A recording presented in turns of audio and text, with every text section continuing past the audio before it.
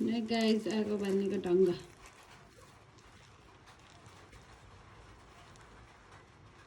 यो पालना सरकारले ग्यास सर्टेज गरेर ग्यास नभएर आगो बाल्नु परेछ कि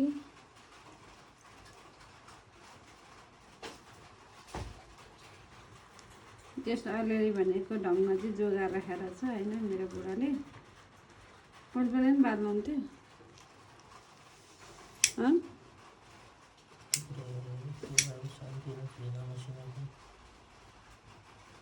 कस्तो भित्रभित्रै बोले अलिक प्रफुल्ल भएर बोल्नु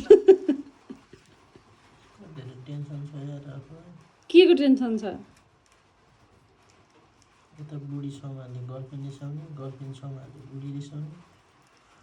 गर्लफ्रेन्ड पनि छ दुईटै समाले काम नहुने पैसा नहुने गोजीमा साँच्ची तनाव कति लिने यार त्यो त साँच्चीकै हो साँच्चीकै हो नि हौ साँच्चीकै अहिले घरमा आएर गर्लफ्रेन्ड दिसाइरहेछ भेट्नु भए 2 दिन भइसक्यो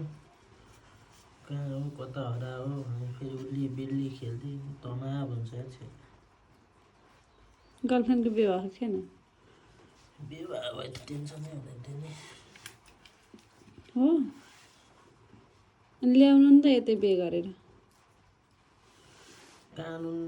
नै खराब रहेछ नेपालको पहिला राजाले 2टा बुढी एकैचोटि एउटै चाहिँ गर्ने आउँथ्यो नि मैले त्यही विचार गर्ने भनेर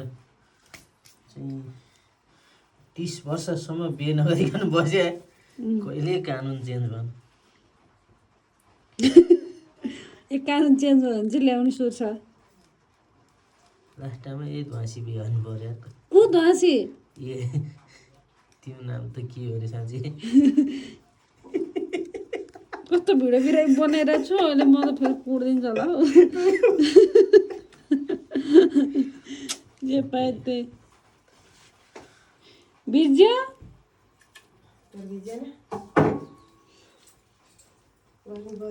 आगो बाल्ने ढङ्ग चाहिँ तर चोरा खानुभयो हेर्नु त मम्मी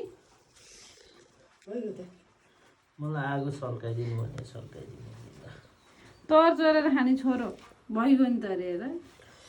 हात पनि पोल्यो केही ढङ्ग रहन्छ नि त म गर्लफ्रेन्ड दिसाएर धोस्न भएको अरे नि त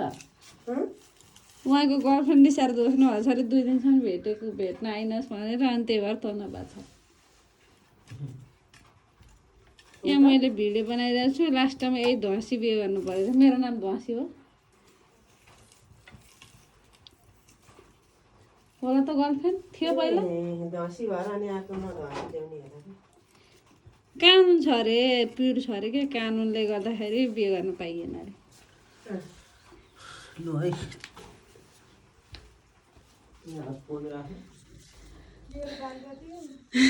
प्लास्टिक